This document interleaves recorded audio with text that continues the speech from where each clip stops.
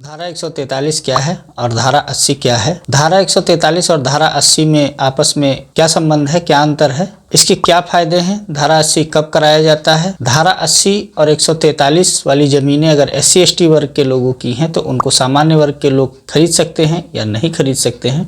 धारा 80 आपको कब करानी चाहिए? धारा 80 किस ज़मीन की कराई जाती है या 143 किस ज़मीन का कराया जाता है? धारा 80 कराने में कितना समय लगता है, क्या खर्च आता है? इन सारे पॉइंट्स पर मैं आज इस वीडियो में आपसे बात करूंगा। तो मेरा नाम है सचिन और आप देख रहे हैं मेरा YouTube channel Sachin vlogs LKO। तो अगर आप धारा 80 और 143 के बारे में प्रॉपर जानकारी चाहते हैं तो वीडियो को लाइक कर दीजिए, और अगर आप मेरे चैनल पर नए हैं तो चैनल को अभी से आप सब्सक्राइब कर दीजिए, क्योंकि इस तरीके के वीडियोस मैं आपके लिए लेके आता रहता हूं, जिससे आपको जमीन जायदाद में होने वाले फ्रॉड या दिक्कत से काफ़ी सहायता मिलने वाली है और मिलती है। काफ़ी लोगों के कमेंट्स आते हैं, मैं सभी के कमेंट्स का जवाब देता हूँ। इस वीडियो में मैं धारा 80 और 143 का अधिक से अधिक जानकारी देने का प्रयास करूँगा आपको, और वीडियो को आप पूरा देखिएगा। अगर आप वीडियो बीच में छोड़ के और स्किप करके देखेंगे तो शायद कोई पॉइंट आप मिस कर दें। इसके पहले भी एक वीडियो मैंने बनाया था जो आप लोगों के द्वारा काफ़ी पसंद किया गया, लेकिन इसकी क्वालिटी थोड़ा अच्छी नहीं थी, इसलिए बहुत लोगों को समझने में भी दिक्कत हो रही थी। तो मैं ये वीडियो आपके लिए दोबारा से अपलोड कर रहा हूँ, और पिछले वाले वीडियो से इसमें जानकारी थोड़ा विस्तृत रूप से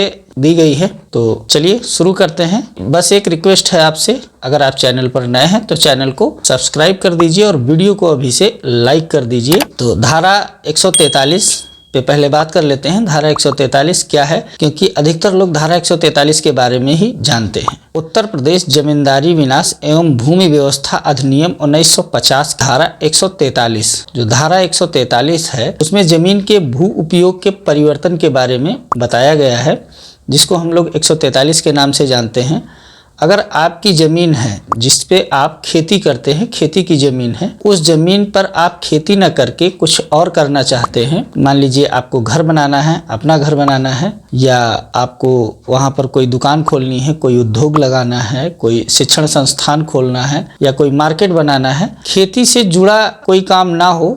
अगर आपको खेती नहीं करनी है, खेती में जैसे आप फसल बोना हो गया, या मुर्गी पालन हो गया, मत्स्य पालन हो गया, या फूल लगाना हो गया, किसी तरीके का जो कृषि की श्रेणी में चीज़ें नहीं आती हैं, उन कार्यों को करना है अगर आपको उस जमीन पर, तो उत्तर प्रदेश जमींदारी विनाश एवं भूमि व्यवस्था अधिनियम 1950 में ये कहा गया है कि आपको धारा 143 के तहत अपनी भूमि, जो आपकी जमीन है, उसका उपयोग, भू उपयोग आपको परिवर्तित कराना पड़ेगा। तो जब आप भू उपयोग परिवर्तित करा लेंगे तो आप ये सारे काम कर सकते हैं। उसके बाद में उत्तर प्रदेश राजस्व संहिता 2006 जो लागू हुई, उसमें 2015 में एक बदलाव किया गया, जिसमें धारा 143 को 143 से बदल करके धारा 80 के नाम से कर दिया गया। तो धारा 143 और धारा 80 दोनों एक ही चीज़ें हैं। पहले हम उसको धारा 143 कहते थे और अभी धारा 80 कहते हैं। अगर आपको अपनी ज़मीन का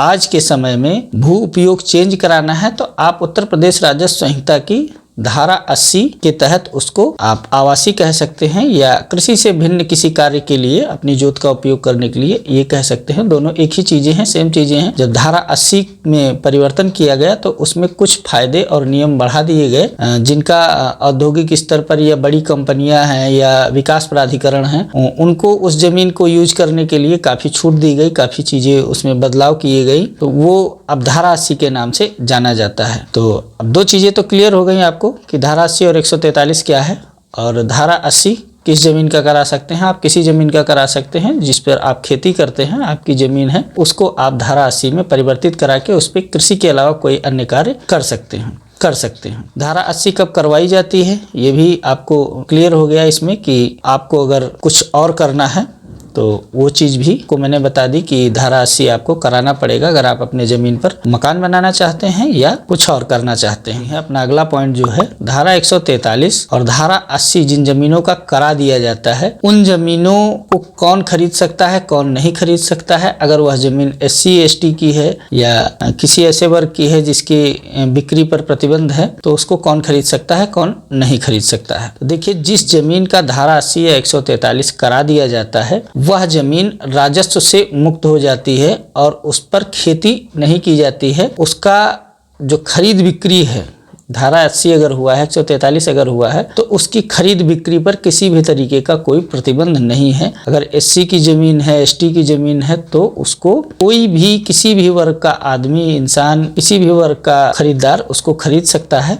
उस पर किसी तरीके का कोई प्रतिबंध नहीं है। और बहुत से लोग ये कहते हैं कि अगर एससी की ज़मीन है तो उसको धारा 80 करा दिया गया है, 143 करा दिया गया है और अब सामान्य वर्ग के लोगों को बेच रहे हैं। तो उसमें देखिए, अगर कोई एससी एसटी वर्ग का व्यक्ति अपनी ज़मीन किसी सामान्य वर्ग के व्यक्ति को बेचना चाहता है तो वह बेच सकता है। उस एससी एसटी वर्ग के व्यक्ति की अगर ज़मीन है और वह कृषि की ज़मीन है जिस पर वो कृषि कर रहा है और उसको अगर वो ज़मीन बेचनी है तो वो किसी भी सामान्य वर्ग की या किसी भी व्यक्ति को ज़मीन बेच सकता है।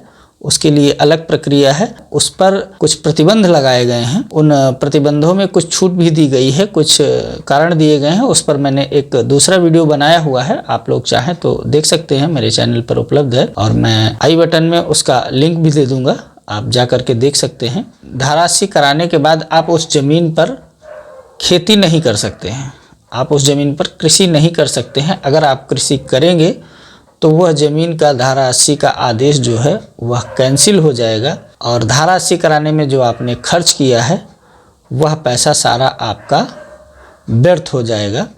तो एक चीज़ ये समझ लीजिए, अगर आपने धारा 80 करा लिया है तो आपको उस ज़मीन पर दोबारा से कृषि नहीं करनी है। और धारा 80 कराया कैसे जाता है, इसकी क्या प्रक्रिया है, इस पर भी मैं आपको बता देता हूँ। धारा 80 कौन करा सकता है, किस ज़मीन का हो सकता है, तो कोई भी संक्रमणीय भू अधिकार वाला, यानी कि कोई जो 1 नंबर का काश्तकार है जिसके पास में, जिसकी खतौनी में ये दर्ज है कि ये संक्रमणीय भूमि अधिकार इस व्यक्ति को प्राप्त हैं, इस ज़मीन के, इस रकबे के, इतने इतने रकबे के, वह कोई भी व्यक्ति अपनी ज़मीन का धारा 80 करवा सकता है। और धारा 80 करवाने के लिए उनके पास उनका आधार कार्ड, पैन कार्ड और वोटर आईडी वगैरह, जो उनकी पहचान पत्र वगैरह हैं, ये होने चाहिए और ज़मीन के प्रॉपर पेपर उनके पास होने चाहिए, खतौनी होनी चाहिए और वह व्यक्ति बालिग होना चाहिए। वह अपने ज़मीन को धारा 80 में परिवर्तित करा सकता है और उसके लिए उसको अपने तहसील कार्यालय में उपस्थित होकर के एक एसडीएम के सामने प्रार्थना पत्र देना पड़ेगा कि ये मेरी ज़मीन है और इसको मैं धारा 80 में परिवर्तित कराना चाहता हूँ, क्योंकि वहाँ पर मुझे घर बनाना है या कोई और चीज़ करनी है, तो उसके लिए मुझे अपने ज़मीन का भू उपयोग परिवर्तित कराना है। या वहाँ पर अब आवासीय गतिविधियाँ विद्यमान हैं, यानी कि वहाँ पर अगल बगल मकान वगैरह बन गए हैं या मार्केट बन गई है, तो वहाँ पर अब खेती करना उस ज़मीन पे संभव नहीं है। हमको इस ज़मीन को आवासीय कराने की आवश्यकता है, जिस पे मैं भी खेती के अलावा कुछ अन्य कार्य इस पे कर सकूं। तो ये तो बात हो गई कि कौन व्यक्ति करा सकता है। अगला पॉइंट अपना है कि धारा 80 कराने में क्या खर्च आता है। तो खर्च की अगर बात करें, अगर आप किसी बड़े रकबे की कराते हैं धारा 80, तो आपको 2% आपका सरकारी खर्च आएगा। 2% में 1% का स्टाम्प आपको लगेगा और 1% का आपको राजस्व विभाग में 1% का चालान या डीडी माध्यम से या किसी भी माध्यम से आपको वहाँ पर 1% का शुल्क जमा करना पड़ेगा राजस्व विभाग में, क्योंकि ये सरकारी मामला है और सरकार बगैर लिए किसी को छोड़ती नहीं है। उससे सरकार को कुछ ना कुछ तो चाहिए। आप दोबारा लगान देने तो आएंगे नहीं, तो वहाँ पर वो खर्च 1% का होता है। उसके अलावा जो खर्च होता है वो आपके वकील साहब का होता है, या और जो आपकी ज़मीन पर जांच करते हैं, जांच करने जाते हैं, उनके लिए खर्च होता है। तो और कुछ आपको सुविधा शुल्क भी लग सकता है। लग सकता क्या है, लगेगा ही, लोग बताते नहीं हैं, ये अंदर की बातें हैं। तो सुविधा शुल्क के बगैर कोई काम नहीं होना है, सुविधा शुल्क भी लगेगा। उसके बाद में आपका धारा 80 हो जाएगा।